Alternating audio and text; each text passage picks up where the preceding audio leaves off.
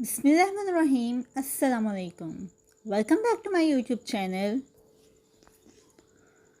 I'm here today with an exciting video which is about an instrument known as screw gauge. A screw gauge, also known as micrometer screw gauge or micrometer. It is a precision instrument used to measure very small distance of thickness with high accuracy. It is commonly used in engineering, manufacturing, and scientific applications where precise measurements are required. Here are the key components and features of a screw gauge.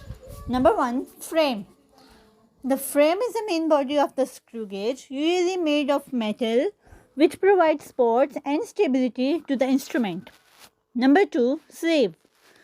The sleeve is a cylindrical tube attached to the frame. It has a uniform scale marked on its surface, typically in millimeter or inches, which is used to measure the initial position of a spindle. Number 3. Thimble. The thimble is a rotating sleeve that surrounds a spindle. It is graduated with a finer scale, typically divided into 50 or 100 equal parts. Number 4. Spindle. The spindle is a cylindrical rod that extends through the thimble and is connected to the anvil or measuring face at the bottom of end. The spindle moves in response to the rotating of thimble. Number 5. Anvil. The anvil is a flat surface at the bottom of spindle that contracts the object being measured. In some screw gauges, there are maybe additional interchangeable anvils of different shape and size to accommodate various measurements required.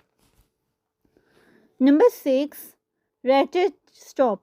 The ratchet stop is a small knob or lever located on the thimble that allows the user to apply consistent and uniform pressure while measuring.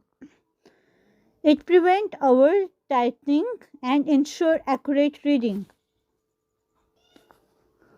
Hope you enjoyed this video. Share this video with your friends and family. Thank you for watching us. Please do subscribe my channel and press the bell icon